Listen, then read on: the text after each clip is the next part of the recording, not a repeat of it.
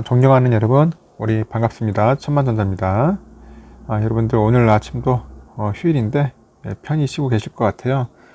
이른 시간에 또 제가 방송을 해서 여러분들 또 뭐 시청을 하고 있는지 모르겠네요. 또 쉬고 계시는데 일단 부지런하신 분들은 영상 청취하시리라 그렇게 믿고요. 하여튼 오늘도 좋은 하루, 평안한 하루 되시길 진심으로 기원하겠습니다. 지난 시간에도 이어서 이번에도 한번 반도체 관련된 아주 유익한 이야기가 있더라고요. 보니까 황정수 씨가 그 반도체 관련된 이야기들을 많이 종종 하고 있던데 그분의 이야기를 한번 여러분들에게 한번 설명해 드리려고 합니다. 일단은 지금 반도체가 상당히 지금 국가적으로 이슈지 않습니까? 지금 반도체 거의 특히 차량용 같은 경우는 쇼티지로 인해 가지고 지금 부족해서 난리인데 이제 삼성이 없으면은 이제 전 세계가 마비되게 만들어야 한다. 그래서 한국은 이제 반도체 방패로서의 역할을 강화해야 하지 않겠느냐. 이런 식으로 이제 이야기들을 이제 풀어낸 것 같더라고요. 보니까. 그래서 그 내용에 대해서 한번 여러분들에게 한번 잠시 이야기하는 시간을 한번 가져볼게요. 일단은 그 실리콘 실드 그런 얘기가 있어요. 실리콘 실드 우리말로 이제 반도체 방패 정도로 바꿀 수 있는 단어 같습니다. 그 미국의 정보기술 전문가 그 크레이그 에디슨의 저서라고 하더라고요. 책을 한번 잠시 볼까요? 이 책입니다. 보니까 크레이그 에디슨이라는 사람이 이제 저서입니다. 저서.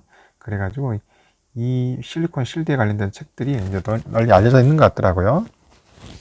그 반도체 방패는 그 TSMC 등 그 대만 반도체 기업이 자국 안보에 기여하는 역할을 설명할 때 자주 쓰인다고 하더라고요. 최근에 미국 언론 VOA에서 그 Can Taiwan's Silicon Shield Protect Against China's Aggression 영어 발음 좋나요? 영어 발음이 안 좋아가지고 일단은 무슨 소리냐, 이게 대만 반도체 방패가 중국의 침략으로부터 대만을 보호할 수 있을까, 그런 얘기예요. 대만 반도체 방패가 중국의 침략으로부터 대만을 보호할 수 있을까, 그런 기사를 보도한 게 좋은 사례라고 하더라고요. 일단은 반도체 방패의 논리는 이렇습니다. 결론은 대만에 있는 그 세계 1위 파운드리죠. 그 업체 그 TSMC의 그 반도체 공장이 중국으로부터 공격으로 받으면 파괴되면은 그 전 세계 스마트폰이나 PC, 노트북, 게임기, 자동차, 항공기 등을 그 생산하는 공장들은 이제 멈춰서게 된다. 그런 의미인 것 같습니다. 그래서 TSMC가 미국 애플과 퀄컴, 엔비디아, 그리고 EU의 NXP하고요, 일본 소니 등의 주문을 받아서 그 생산 납품하는 그 반도체가 없으면은 제품 생산이 아예 불가능하기 때문에 결국 글로벌 산업망은 마비가 되고 미국과 EU, 일본뿐만 아니라 전 세계가 이제 피해를 볼 수 있다. 근데 그런 내용인 것 같습니다. 그래서 TSMC의 그 마비의 피해는 세 개의 공장으로 불리는 그 중국도 똑같이 받을 수밖에 없겠죠. 그래서 이런 이유로 이제 미국과 EU 등 강대국들은 그 중국으로부터 대만을 적극 보호하게 된다. 그런 논리인 것 같아요. 결국 그 반도체 산업이 대만을 중국의 침공으로부터 보호한다는 그런 논리입니다. 보호한다는 것. 참 흥미롭게 참 이야기를 풀어갔네요. 결국 이제 대만 못 건드리겠다는 거죠. 건드리면 이제 반도체 말 그대로 마비된다는 그런 의미로서 해석하면 될 것 같아요.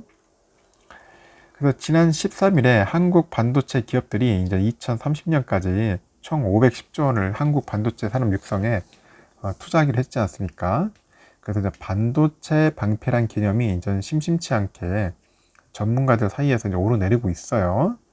그래서 대만을 중국으로부터 보호하는 그 TSMC의 그 반도체 방패처럼 한국 반도체 기업들도 국내에 건설했거나 그냥 건설 중인 그 반도체 공장들이 그 북한의 핵 위협으로부터 방패 역할을 할 것이란 그런 이야기가 있습니다.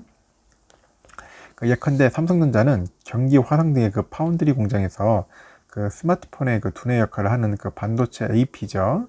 그 AP를 미국 퀄컴에 현재 지금 공급을 하고 있어요. 그리고 플레이스테이션 등의 일부 부품인 미국 엔비디아의 그 GPU도 삼성전자 파운드리 공장에서 현재 생산하고 있습니다. 거의 모든 IT 기기에 들어가는 그 D램과 낸드 플래시는 결국 말할 필요도 없죠. 거의 뭐 삼성에서 거의 다 만드니까요. 이 때문에 그 삼성전자, SK 하이닉스이 그 국내 최첨단 그 반도체 공장을 많이 짓고 미국과 EU 등이 이제 고객사를 많이 유치하는 게 그 국방 예산에 못지않게 국가 안보에도 도움이 된다는 얘기가 이제 흘러나오는 겁니다. 참 아주 중요한 역할을 하겠다는 거겠죠. 상당히.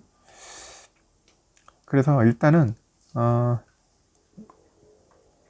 항공모함과 구축함, 그 잠수함, 함재기 등 그 항모 전단을 꾸리는데 드는 비용이 보통 얼마 드냐면은 한 20에서 한 30조 원 정도 들어요. 20에서 30조 원. 장난이 아니죠. 여러분들 한번 항공모함 사진 한번 보여줄까요? 이런 건데 해군 출신이면 잘 알 거예요. 예. 항공모 전단을 꾸리는데 한 20조에서 한 30조 원 정도의 비용이 드는데 이를 운용하는데 드는 돈이 하루에 얼마인지 아니면 100억 들어요. 100억. 하루 유지비가. 1년으로 한 사람은 얼마입니까? 3조 6,500원 정도가 드는 거예요. 이 항모 하나 움직이는데요. 대단하죠? 응? 그 한국 그 반도체 산업협회에 따르면은 그 올해 국내 반도체 기업들의 투자액이 약 41조 정도 돼요. 41조. 그래서 한 개에서 두 개 항모 전단을 운용할 수 있는 비용을 삼성전자 등 기업들이 한 해 반도체 산업에 이제 투자를 하는 거예요. 반도체 산업에 투자를 하는 겁니다. 지금. 그래서 한반도의 그 반도체 방패를 더욱 강력하게 하기 위해서는 그 산업 전략을 잘 짜야겠죠.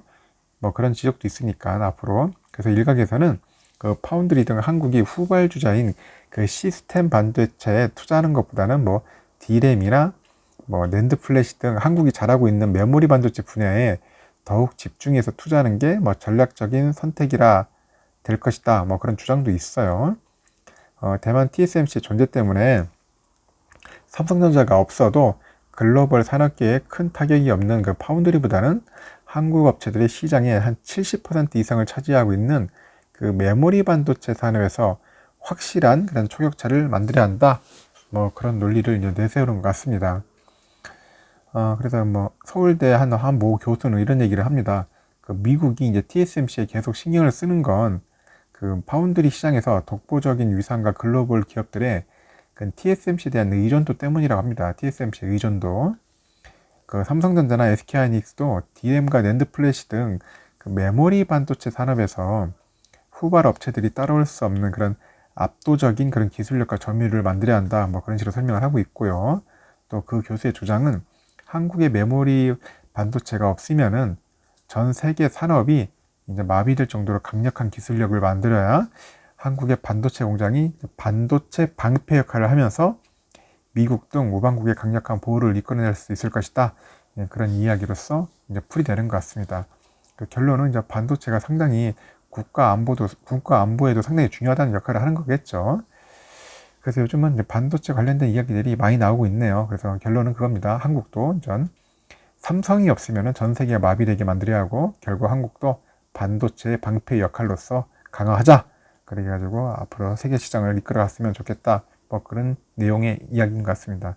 앞으로 삼성도 이런 논리와 이런 내용들을 잘 알고 있을 거예요. 앞으로 삼성 반도체 쪽으로 더욱 집중해가지고 최강자가 됐으면 좋겠네요. 이상 영상 마치겠습니다. 여러분들 하여튼 좋은 하루 보내십시오.